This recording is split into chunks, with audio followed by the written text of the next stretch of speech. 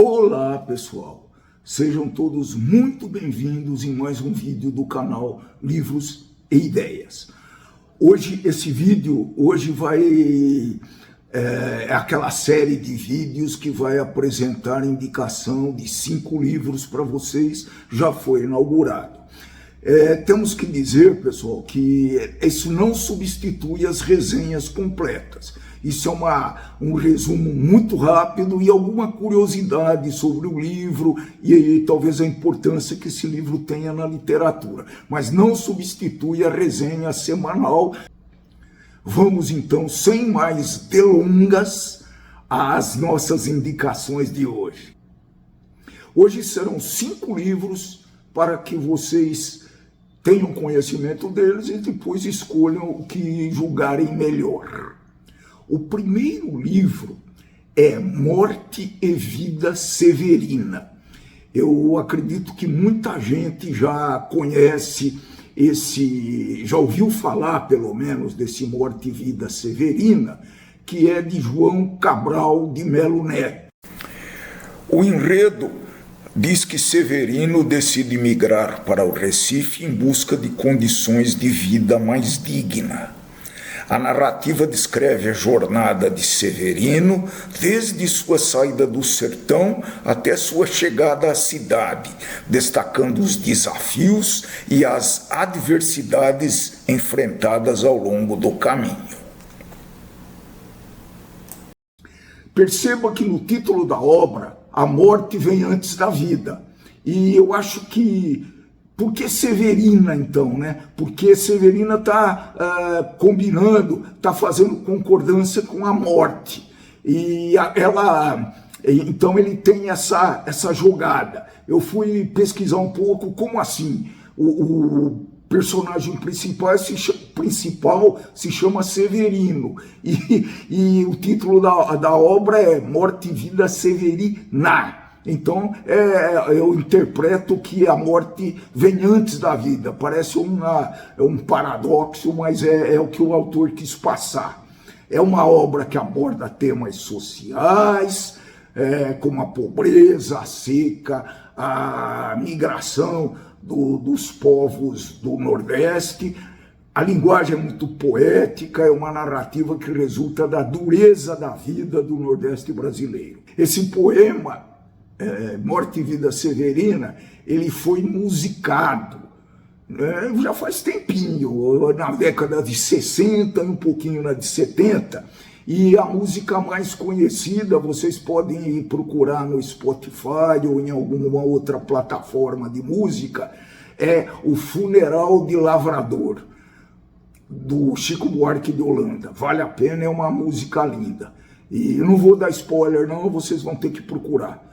Sem preguiça e vamos em frente. Segunda obra que eu vou indicar nesse vídeo chama-se O Estrangeiro. É uma obra francesa, L'Étranger, escrito por Albert Camus e publicado em 1942. É um romance existencialista que analisa a alienação e o absurdo da própria existência. Muito interessante, é uma obra relativamente curta, vale a pena. Acho que vocês também vão gostar.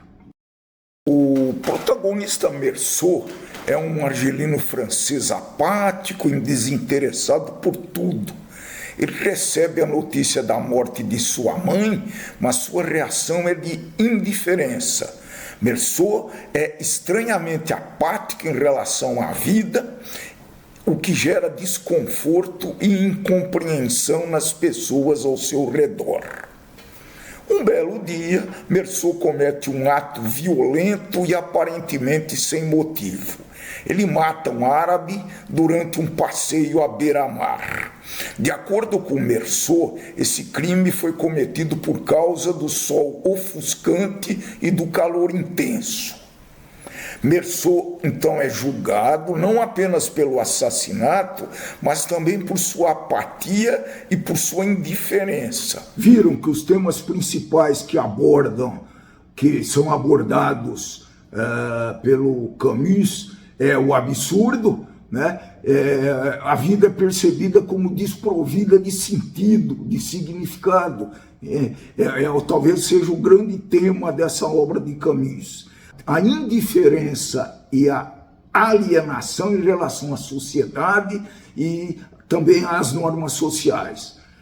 A extraordinária influência do meio ambiente é outro tema abordado, que o protagonista é fortemente envolvido e recebe a interferência do meio ambiente. E o julgamento social. A sociedade julga o protagonista não apenas pelo seu crime, mas também por sua falta de conformidade com as expectativas sociais vigentes na época. Para quem gosta de existencialismo, O Estrangeiro é uma obra fundamental da literatura do século XX e destaca também as complexidades e contradições da condição humana e num mundo aparentemente absurdo.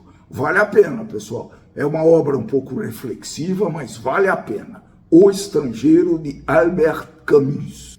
O terceiro livro destas recomendações, eu achei interessante incluir aqui, chama-se O Lado Obscuro do Descobrimento do Brasil.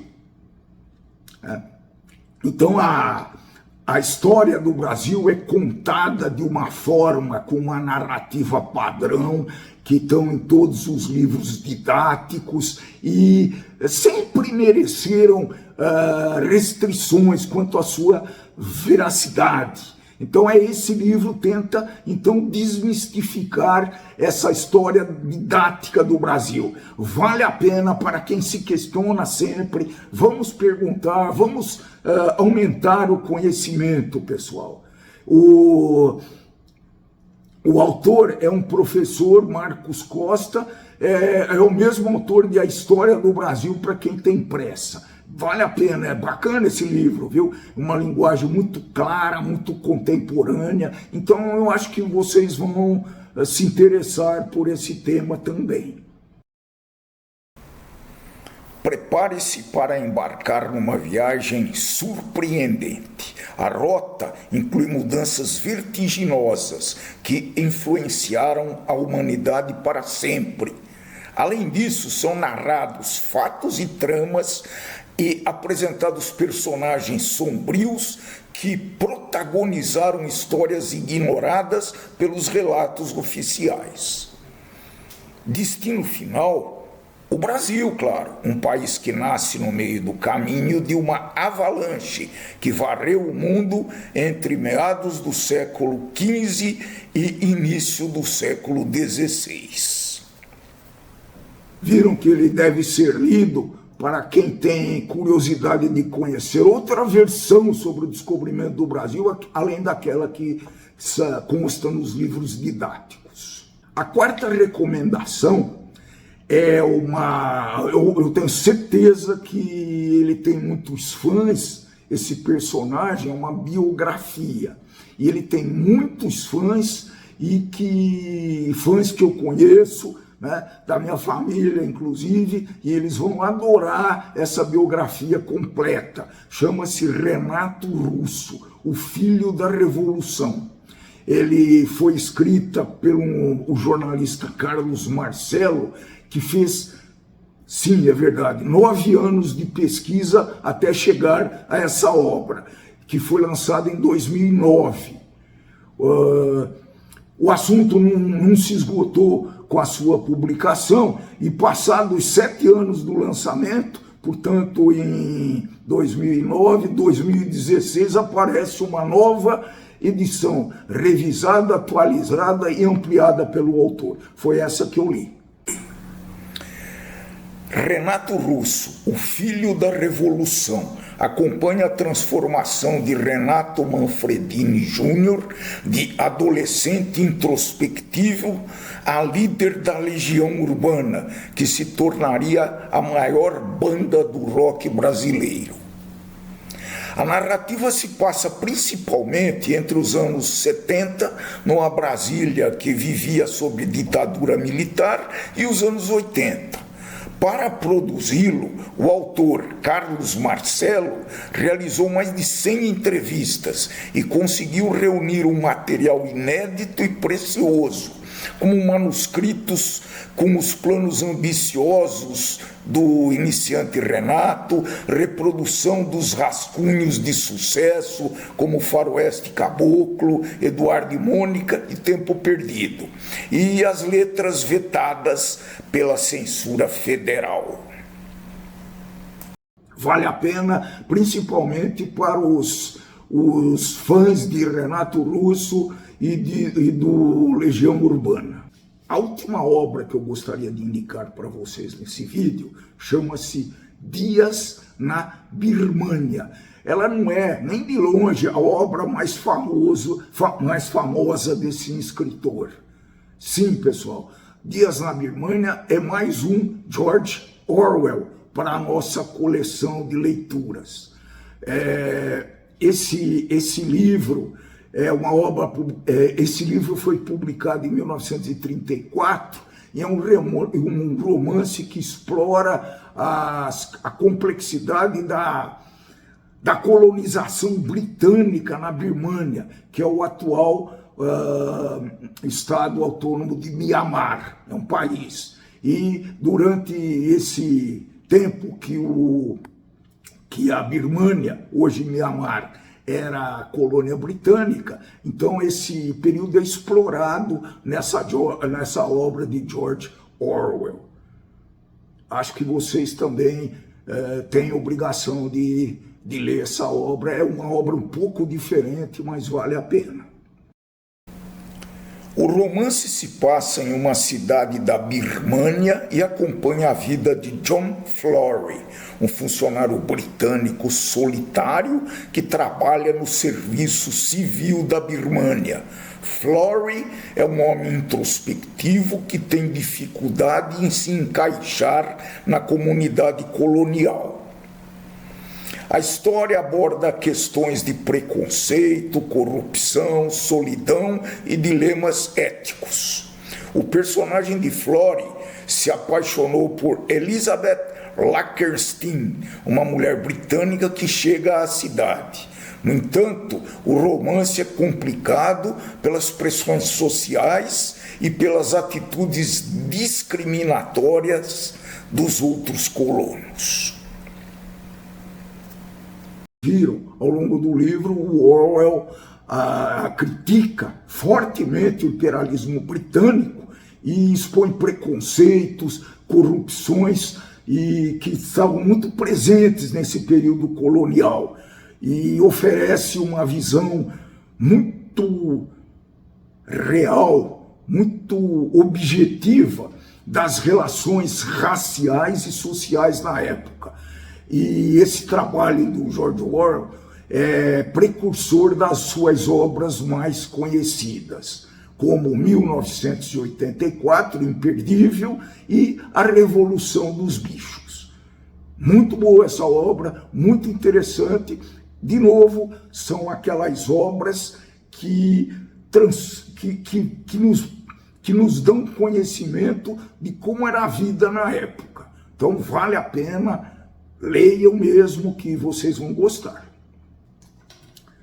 Se vocês gostaram dessas indicações, por favor, eu relembro, deem um like, ativem o sininho de notificação, se inscrevam nesse canal e divulguem para a sua rede social e para a sua rede de amigos. É muito importante. Isso vai estimular a produção de conteúdo desse canal, que eu faço com muita satisfação, com muita alegria. E o que eu tenho notado é que ele está evoluindo bastante dentro do esperado, até um pouco melhor do que o esperado, mas eu preciso de vocês para continuar estimulado a fornecer esses conteúdos. Então, esse foi mais um vídeo de indicação, e eu acho que são obras bem interessantes que podem ajudar vocês a desenvolver o hábito de leitura, que é o grande objetivo bem singelo desse canal: estimular os futuros leitores. Uma mensagem especial para os aposentados. Desenvolva um hábito de leitura. É uma excelente forma de você ter uma vida vibrante, com novidades, adquirindo conhecimentos. Eu tenho certeza que é muito melhor do que ficar pateticamente na frente de um aparelho de televisão. Aposentados, creiam em mim, eu estou fazendo isso com muito, muito gosto e gostaria que vocês tentassem, ao menos. Qualquer coisa escrevam, a gente pode ajudar vocês, a gente pode estimular e ajudar vocês para desenvolver o hábito de leitura. Pessoal, muito obrigado para quem chegou até aqui nesse vídeo e tchau, tchau!